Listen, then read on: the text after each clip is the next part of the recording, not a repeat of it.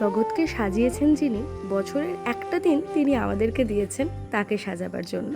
আর সে কারণেই যাওয়া দত্তগিরি প্যালেসে। যেটা শ্রেষ্ঠ, সবচেয়ে সুন্দর, প্রিয়জনকে সেটাই দিতে মন চায়, কিন্তু সবসময় তো তার সামর্থ্যে কোলায় না। আসলে আমি গিয়েছিলাম মায়ের জন্য রূপোর পদ্ম কিনতে, কারণ মায়ের পদ্ম ফুল ভারী পছন্দের। প্রতি বছর মহালয়ার দিনে মায়ের জন্মতিথি পালিত হয়। কেন জন্মতিথি?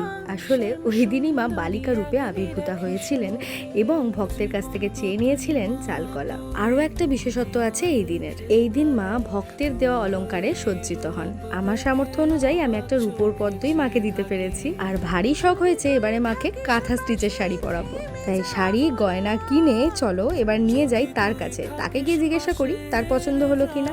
আগামী 1 অক্টোবর মহালয়ার দিন রাত্রি 9টা থেকে মায়ের অমাবস্যার পুজো হবে। তোমরা চাল, কলা, পদ্মফুল সহযোগে পুজো দিতে পারো। যার যেটুকু সামর্থ্য, মনের সবটা ভক্তি আর বিশ্বাস সহকারে মাকে অর্পণ করো, কারণ উনি জীবন্ত।